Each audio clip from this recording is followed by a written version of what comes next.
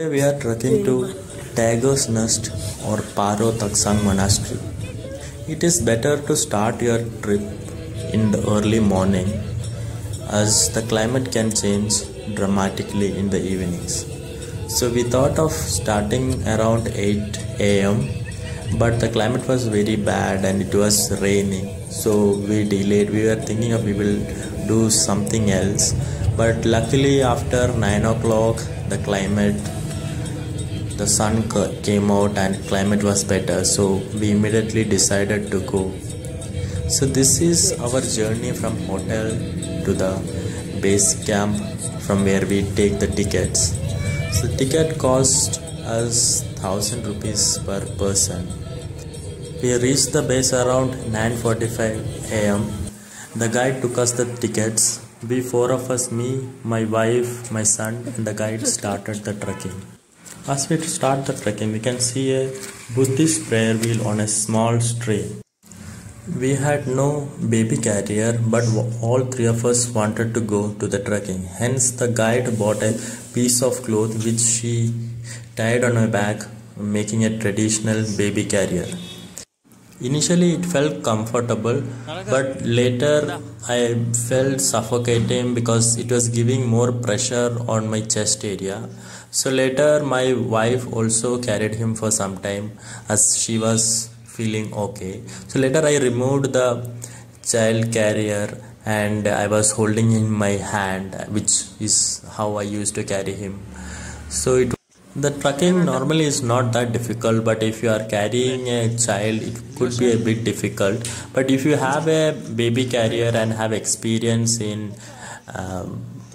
putting the baby in that and carrying, then it will be not that difficult, as we saw one Scandinavian couple carrying a child in their baby carrier and she was also very fine. The child also looked very happy, and we saw some Bhutanese people also carrying the baby on their back on this same piece of cloth made into a baby carrier. So for them it was very comfortable as they were used to this, and for us, because we were doing this for the first time, so it was a bit difficult, as again we are climbing a hill and not walking on the normal ground, so that also made it a little bit difficult. So hence we decided, okay, only I will go to the monastery and my wife, child and the guide will stay at the restaurant. There is a restaurant on the way to the monastery.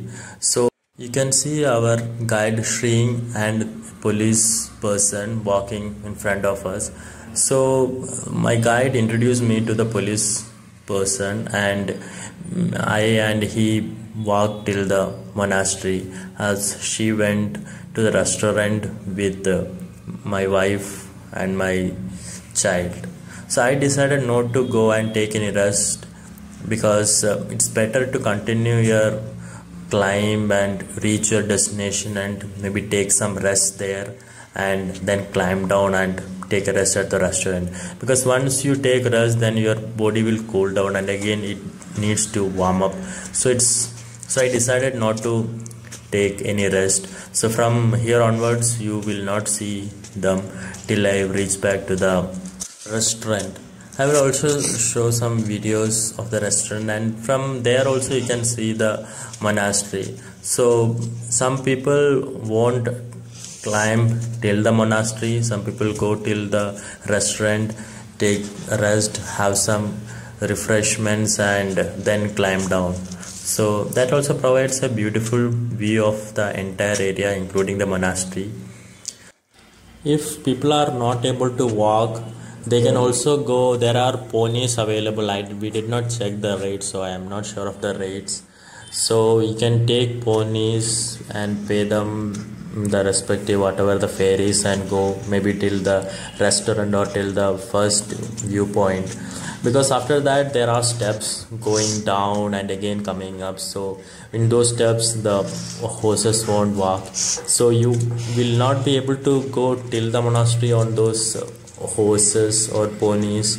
But if you want to have a view of the monastery, you can maybe use that. But my guide recommended not to use those, as one person will be looking after multiple horses, and these are very narrow areas in some places, and there have been accidents in the past where horses going on the tip of these lines have fallen down and tourists got injured. On the way, you can see many Tibetan prayer flags. As we climbed up, the temperature was very cold. I don't know, it may be somewhere around 1 to 2 degrees Celsius. So this was the first time I am climbing in such an area where temperature is such low. So the police officer was with me, so he guided me we took shortcuts so that we saved time. The security person staying at the monastery compound, they come down once in a week to take provisions and go back. So I asked them whether they take the help of the ponies or horses and take back their provisions. So he told no, they only carry them in their bag. As the temperature was cold and close to 0 degrees, I could see a little bit of snow or ice fallen on the sideways. I'm not sure if you can see that clearly in the videos. As we reached the first viewpoint, the monastery was not at all visible and was covered fully in the fog. But after some time, the snow started clearing little bit, and we were able to see a glimpse of the monastery initially, and then fully unravel as the fog completely clear away. From this point, we were able to see the parking area, the restaurant, both below. It's pretty nice. Yeah, this is our monastery.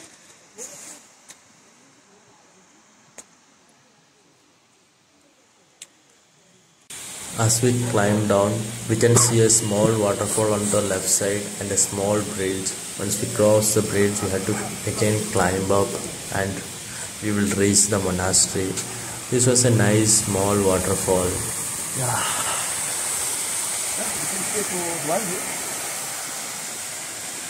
As I returned from the monastery, I once again had a look at the majestic monastery for the last time from this close.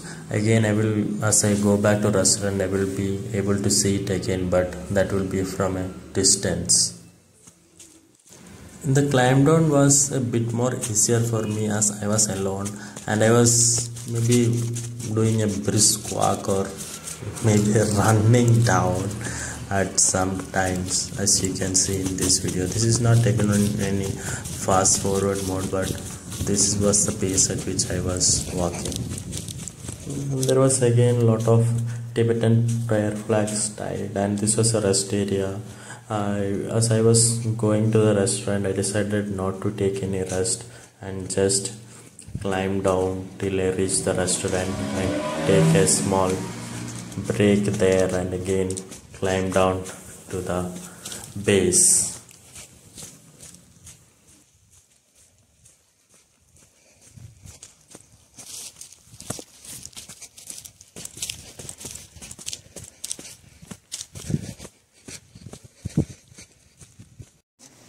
As I reached the restaurant, it was raining little bit. My wife, child and the guide were taking some refreshments and taking rest. So this is a restaurant, and you can have a clear view of the monastery and the forest around it from here. Some people were taking photos and selfies from this viewpoint. As we reached down the base, it was sunny again.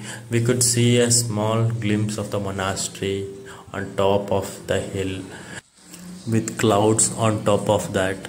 Thanks for watching the video.